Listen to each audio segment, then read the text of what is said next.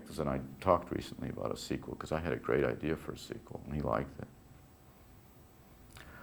I thought I should still be married to Catherine, and that Anne Bancroft would come over for dinner, and once or twice a week, and you know, she was friends with the family still.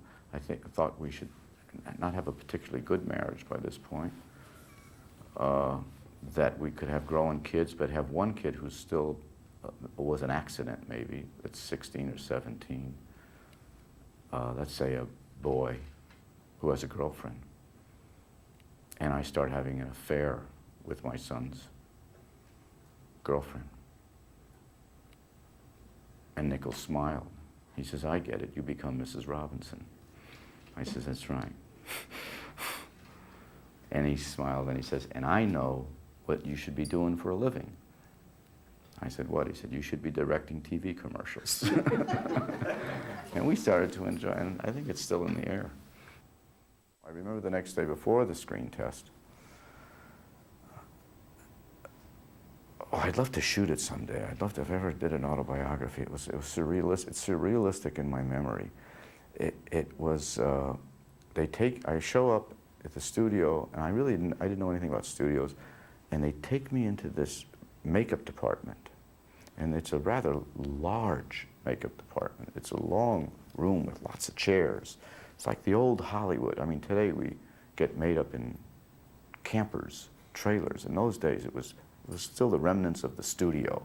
And these things were, you know, these chairs were upholstered and everything. You know, it's like, who knew who had sat in those chairs and been made, you know, the Joan Crawfords and the Betty. I mean, it reeked of that kind of, you know. And people are there, it's like an operating room.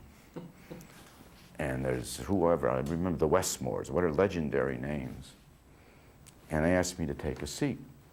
And apparently Nichols had talked to them, he's not there, and I take a seat, and they start working on me. And I think they worked on me for over 2 hours. And I'm not getting any prosthetics on, you know. They're not putting a toupee on. They're just trying to do something with whatever is there. And then Nichols comes in, and he looks.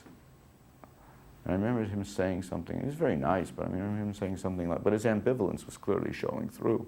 He says, can't you do something about his eyebrows? I know Bobby Duvall, who I used to live with. I don't have it so much now, because as you get older, one of the things you lose is your eyebrows. But he used to kid me, he said, I had one eyebrow. So they plucked me. I'd never been plucked before. I didn't like being plucked very much, but they plucked my eyebrows. He says, now what are we going to do with his nose? You know, Nichols talks like this, what are we going to do with his nose? And they started shading it or whatever and trying. I says, and his neck is too thick. My neck is like 16.5 inches.